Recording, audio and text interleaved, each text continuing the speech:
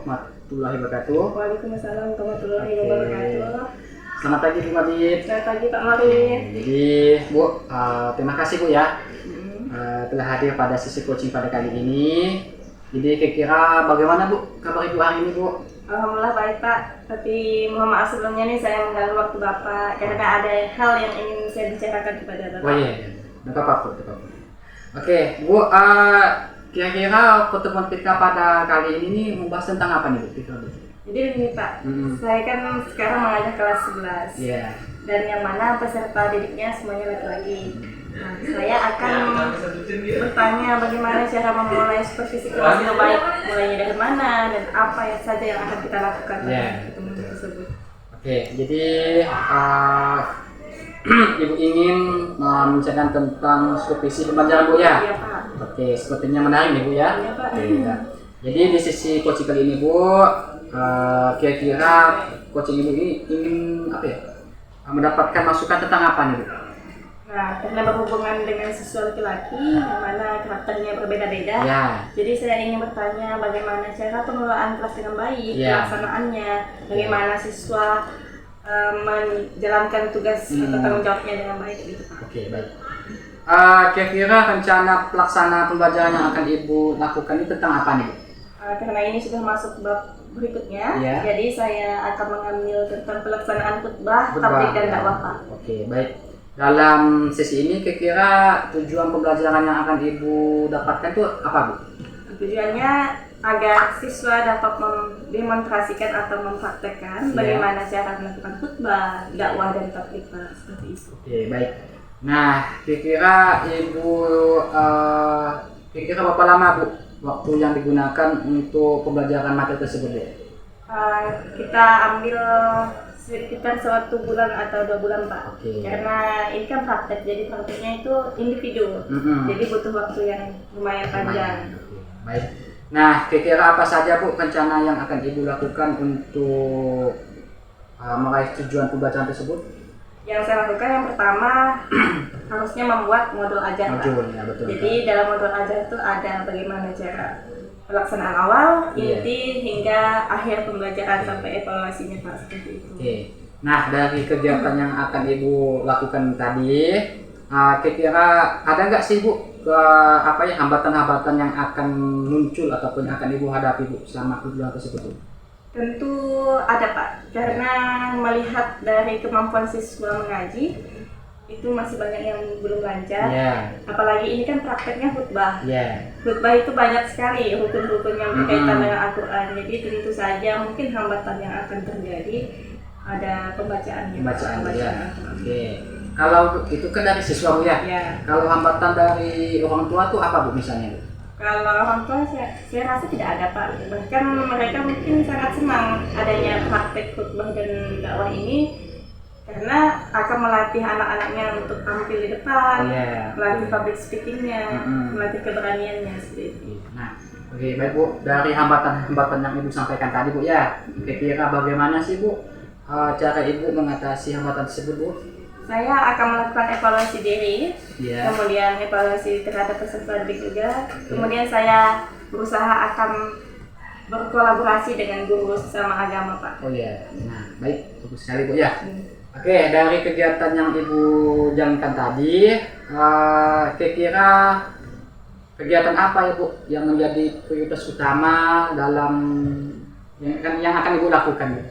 Prioritasnya Pak? Prioritas utama itu. Prioritas utamanya yang tadi saya sampaikan di awal, praktiknya tadi kita akan tonjolkan kan. Yang cewek saya bagi khusus untuk praktik ceramah, tapi kalau yang cowok khusus khutbah. Jadi ada perannya masing-masing Pak. Nah, ukuran keberhasilan seperti apa Bu yang Ibu Mabit harapkan Bu? Keberhasilannya karena ini praktek, tentu saja saya akan mengharapkan mereka tampil dengan baik, dengan percaya diri, dengan lancar, dan dengan memberikan sesuatu penampilan yang memukau. Dan tentu saja juga dengan ini Pak, kelancaran membaca Al-Qurannya itu yang paling penting. Nah, kira-kira perlu berapa lama Bu untuk Ibu mewujudkan tujuan Ibu nih? Kurang lebih 1-2 bulan Pak. 1-2 bulan Bu ya. Punya apa Bu 1-2 bulan Bu? Karena tadi pesertanya ramai, kita ingin melihat dari kelancarannya. Khutbah itu paling sedikit Pak 10 menit biasanya, paling sebentar. Jadi kalau satu hari kita 3 jam itu tidak bisa semuanya tampil. Jadi maka saya bilang tadi mungkin 1-2 bulan. Nah, ya baik Bu ya. Misalnya gini Bu, pas di tengah-tengah perjalanan Bu ya, apa namanya, ada hambatan yang terjadi. Kira-kira bagaimana Bu? Apa namanya, solusi Ibu untuk mengatasi ada hambatan di tengah jalan itu? Langsung saja saya evaluasi letak kekurangannya gimana. Misalnya tadi siswa kesulitan untuk membaca Al-Quran, ya udah kita fokuskan dulu dia untuk berlatih. Ya Bu ya. Nah, jadi saya tekankan ke mereka bahwa untuk praktek khutbah ini mereka tidak hanya belajar Al-Qurannya di sekolah, tapi harus mencari guru ngaji juga di luar Pak, biar untuk mencapai tujuan kita tadi. Bagus sekali Bu ya. Oke Bu Mabit, kira-kira bagaimana Bu komitmen Ibu untuk melaksanakan kegiatan pembelajaran ini yang dapat menciptakan pembelajaran yang berpusat pada siswa? Komitmen saya selalu memberikan motivasi kepada siswa. Kalau ada yang tidak pede, saya langsung memberi motivasi seperti ini. Tidak ada orang yang tidak bisa. Yang salah itu kalau tidak mau belajar. Jadi jangan takut salah, maju aja, berikan yang terbaik. Urusan salah benar, urusan jadi. Yang penting kita latihan untuk menjadi diri ini. Sekali Bu ya. Oke, kira-kira menurut Ibu siapa saja Bu yang dapat membantu Ibu untuk mencapai tujuan yang Ibu sampaikan tadi? Tentu saja tidak bisa sendiri karena saya butuh partner yang namanya, kalau ada pemberi materi pasti ada yang penerima, jadi peserta didiknya. Kemudian tentu saja rekan kerja yang sesama dengan mapel saya, yaitu mapel agama. Nah, baik Bu, supaya saya bisa memantau, maka seperti ini kita akan melakukan kegiatan observasi Bu ya, esok hari Bu ya. Oh boleh Pak, siap. Ya, pada pukul berapa Bu? Pukul 10 boleh Pak. 10 di kelas? Di kelas 11 PKN Pak. Oke, baik. Jadi besok jam 10 saya ke kelas Ibu Bu ya, izin Bu ya. Oke. Baik Bu Mabit, karena waktu kita ini tidak banyak Bu ya. Bagaimana Bu perasaan Ibu setelah kita coaching pada hari ini Bu? Alhamdulillah saya merasa terbuka. Jadi saya sekarang udah tahu Pak bagaimana saya memulai untuk pelaksanaan seperti sikil saya nanti dari awal sampai ke tahap evaluasi. Tadinya kan saya bingung nih mau mulai dari mana. Oke, baik Bu Mabit, terima kasih Bu ya telah datang. Kita melakukan coaching khususnya untuk observasi pada hari ini. Jadi besok jam 10 saya ke kelas Ibu, dan harapan saya nanti semoga semua yang kita inginkan ini bisa lancar Bu ya. Oke, sekali lagi terima kasih Bu atas kesempatannya melakukan observasi. Saya tutup. Wassalamualaikum warahmatullahi wabarakatuh. Waalaikumsalam warahmatullahi wabarakatuh. Terima kasih Bu Mabit. Terima kasih juga Pak Mori. Silakan membentuk kelompoknya di sebelah sini. Elsa. Kelompok 2, Ia, Cindy, Jati, Rizky Adha, Sah, dan Hamdi di sebelah sini.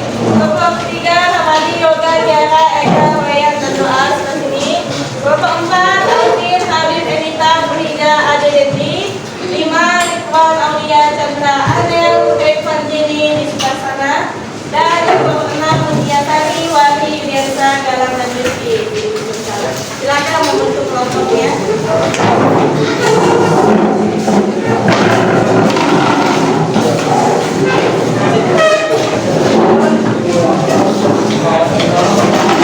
Ya, melingkar.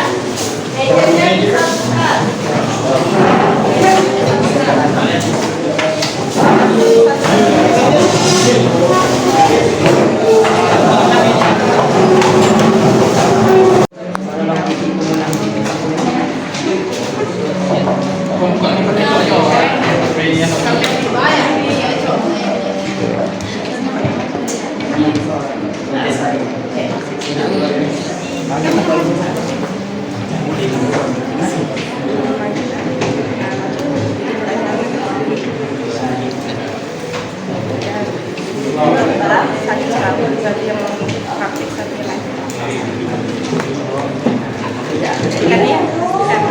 untuk Aldi.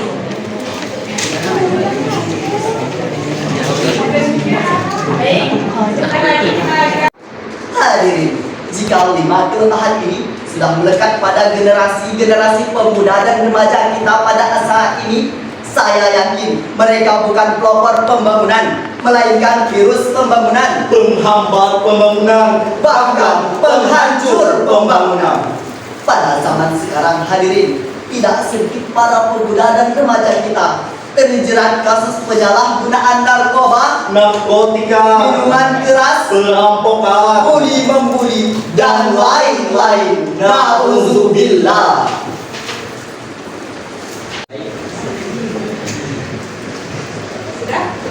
Sekian, wassalamualaikum warahmatullahi wabarakatuh. Waalaikumsalam warahmatullahi wabarakatuh.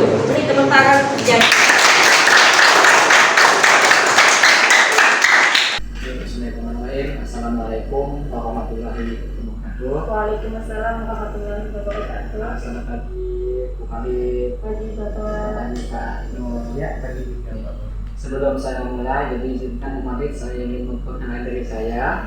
Perkenalkan, nama saya Nur Yusri. Jadi sini saya sebagai CBP Angkatan 10 Kabupaten Sambas. Jadi pada hari ini saya itu mendapat tugas dan ingin menjawab tantangan tersebut dengan melakukan sesi coaching untuk pasca observasi.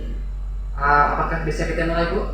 Siapa? Oke. Tapi sebelum itu, Bu, saya ingin bertanya, Bu, bagaimana, Bu, kabar Ibu hari ini? Alhamdulillah baik Pak. Oke, baik, Bu ya.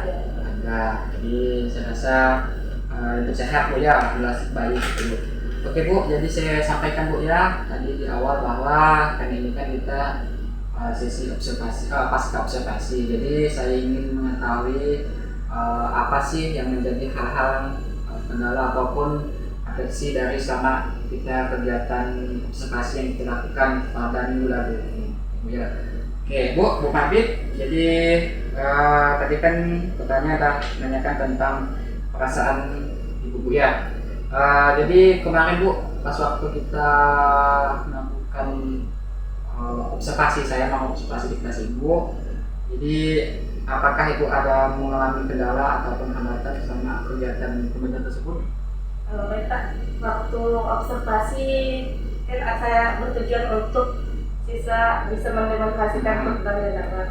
Ternyata setelah dilihat ada beberapa kendala, yaitu ternyata ada didapatkan siswa yang masih belum lancar menyebutkan hukum-hukum khutbah. Dan hukum-hukum khutbah itu kan dalam bentuk bahasa Arab. Itu kendalanya, Bu ya. Berarti secara langsung tujuan pembelajaran kan untuk mengetahui kemampuan siswa dalam melafalkan rukun-rukun khutbah. Boleh Ibu ceritakan kembali, Bu, kira-kira apa sih yang menjadi area pengembangan Ibu dalam pembelajaran tersebut? Terus? Baik Pak, karena ini temanya tentang mendemonstrasikan khutbah bagi dakwah, maka tujuannya siswa agar bisa mempraktikkannya. Bagaimana hukum khutbah yang baik, bagaimana cara khutbah yang baik, dan lain-lain. Nah, kebetulan kelas yang saya ambil adalah kelas 11 2, yang mana siswanya merupakan laki-laki semua. Nah, ternyata pada saat saya melakukan observasi, awalnya berjalan dengan baik. Mereka sudah menyusun teks khutbah dengan bagus. Ternyata ketika dilaksanakan praktek khutbah, ada beberapa siswa yang saya dapatkan ketika penyebutan hukum khutbahnya, mereka masih terbata-bata. Akhirnya saya mencari solusi bagaimana agar siswa tersebut terpenuhi tujuannya dan tercapai. Saya akhirnya melakukan hukum khutbah tersebut ke dalam bahasa Indonesia. Oke, berarti area pengembangan yang Ibu lakukan itu yaitu tentang secara teori dan praktek, ya, dan digunakan untuk yang praktek, Bu. Nah, boleh diulangi lagi, Bu, langkah-langkah ataupun tahapan apa yang tadi Ibu lakukan dalam pelaksanaan pembelajaran tersebut? Pertama, saya bagi kelompok. Ya. Dalam kelompok itu ada 5 sampai 6 orang. Di dalam kelompok saya tugaskan untuk menyusun teks khutbah dulu. Ketika sudah menyelesaikan menyusun teks khutbah, maka di antara kelompok itu ditugaskan untuk mengutus perwakilannya mempraktekkan khutbah yang sudah disusun. Ketika sudah dipraktekkan, maka saya akan men-spin nama kelompok yang akan maju terlebih dahulu. Nah, di situ nanti setiap kelompok akan menampilkan perwakilan demi perwakilan yang akan disampaikan. Sangat bagus sekali Bu ya rencana yang dilakukan, dan itu pun sudah saya lihat di pembelajaran di kelas Bu ya. Oke, selanjutnya Bu, saya ingin bertanya Bu, kita pakai rentang 1 sampai 10 Bu. Jadi kira kalau menurut Ibu tuh poin yang Ibu berikan saat pembelajaran kemarin itu berapa Bu? 1 sampai 10 Pak ya? Iya. 7 Pak. Mengapa harus 7 Bu? Karena masih belum maksimal pencapaian saya, karena tadi tidak semua siswa lancar menyampaikan hukumnya, menyampaikan praktik hukumnya dengan baik. Langkah-langkah hukum yang saya sampaikan pun masih ada yang ketinggalan. Mereka bukan misalnya sebelum waktu masuk zuhur, apa yang dilakukan seorang mati dulu. Ketika sudah berdiri kan harusnya menggunakan tangan. Ternyata ada siswa yang langsung duduk, tidak mengikuti langkah-langkah yang sudah saya sampaikan. Jadi masih ada ketinggalan. Harus dibimbing lagi. Untuk saat ini kan posisi itu kan 7 Bu ya. Jadi kalau ingin mencapai angka 10 berarti kan harus ada proses yang mau dilaksanakan Bu ya. Oke. Selanjutnya Bu, menurut Ibu, jadi area pengembangan yang Ibu lakukan tadi itu menurut Ibu itu apakah bisa berhasil ataupun tidak Bu dilaksanakan? Kalau untuk kedepannya saya harus mengganti metode untuk mencapai keberhasilan tersebut. Salah satunya dengan tadi mengubah cara saya. Tadi kan saya sudah melakukan langkah pertama dengan mengubah alat menjadi latih, tapi ternyata masih belum maksimal. Nah, untuk kemudian selanjutnya saya mencoba strategi mungkin anak-anak di sini latihan dulu di rumah mendengarkan audio. Biasanya kan kalau bahasa Inggris kalau anak mendengarkan audio itu lebih mudah ya. Berbeda dengan anak. Tapi saya rasa mungkin itu akan bisa bekerja dengan efektif kalau anak sudah mendengarkan audio. Jadi saya lihat jadi selama Ibu menerapkan metode tersebut, kira-kira kekurangan apa ataupun kendala apa saja yang mungkin ada saat penerapannya? Yang kedua, yang sudah Ibu maksimalkan. Kendalanya siswa ada beberapa yang tidak. Terkait itu yang tidak aktif ya, apakah semua siswa atau sebagian dulu? Beberapa saja. Beberapa. Saya dalam satu kelompok ada 5, mungkin 1 sampai 2 orang yang tidak. Nah selanjutnya Bu, upaya apa Bu yang sudah Ibu lakukan supaya siswa yang tidak aktif itu bisa menjadi aktif? Saya menegurnya pertama untuk bekerja sama dengan teman kelompoknya. Jadi jangan hanya dia, tapi harus bekerja, latihan dan ikut ambil dari kelompok. Menegurnya secara lisan Bu ya. Selain menegurnya Bu, mungkin apa saja Bu yang akan Ibu lakukan? Saya memberi edaran misalnya. Iya. Kalau tidak melakukan, tidak ikut anjuran kelompok, maka saya akan menambah apa hasilnya. Tapi itu tidak menambah beban mereka Bu ya. Masalah itu juga. Selain 2 itu Bu, apa ada lain Bu yang dilakukan? Lalu memancing juga untuk selalu aktif, misalnya di tegur, bertanya, yang mereka menjawab, kemudian dia yang disuruh nanti. Tadi kan saya kan menanyakan posisi Ibu, poin Ibu kan Ibu bilang 7. Jadi untuk selanjutnya Bu, kira-kira berapa Bu poin yang akan Ibu tingkatkan dari 1 sampai 10 itu? Harus 10 sih Pak. Harus 10? Iya. Ya harus 10 ya. Oke, bisa sebutkan Bu langkah-langkahnya Bu? Langkah-langkah ke depannya. Yang pertama tadi menggunakan cara misalnya strategi. Tadi menggunakan akan mencoba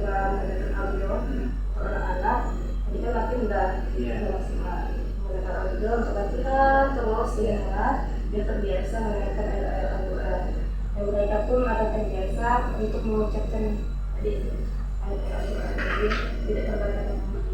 Kedua, lebih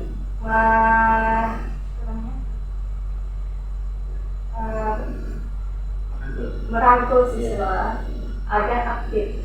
Jadi tidak ada lagi yang bengong, tidak lagi ada yang cuma diam. Baik Bu, sangat bagus sekali ya apa yang Ibu sampaikan. Jadi nanti saya tunggu kabarnya Bu ya. Jadi kita akan jumpa lagi terkait dengan sesi coaching ini. Tempatnya habis ini selesai, tapi nanti saya tunggu kabarnya Bu seperti apa perkembangannya. Terima kasih Bu Mabit atas kesempatannya telah melaksanakan sesi observasi pada hari ini. Saya sangat senang dan sangat bahagia sekali terhadap apa yang Ibu lakukan, mulai dari observasi hingga pasca ini, dan saya sangat mengapresiasi lah terhadap apa yang telah Ibu lakukan. Terima kasih Bu atas kesempatannya. Ya, semoga sukses di kemudian hari dan semoga apa yang kita lakukan pada hari ini benar ibadah dan mendapatkan pahala. Terima kasih. Saya akhiri. Wassalamualaikum warahmatullahi wabarakatuh. Waalaikumsalam warahmatullahi wabarakatuh. Terima kasih Bu Mabit. Terima kasih. Baik, selanjutnya saya akan memberikan tanggapan. Iya. Tanggapan saya terhadap proses pasca observasi. Sebelumnya sangat senang ya dengan pembicaraan kali ini, luar biasa. Iya, antara coach dengan coach benar-benar bekerja sama dengan baik, itu yang saya apresiasi. Dan jawaban-jawaban yang diberikan oleh Pak Mori terhadap Bu Mabit pun dan dapat ditanggapi dan dapat dicerna sehingga muncullah informasi-informasi yang diberikan.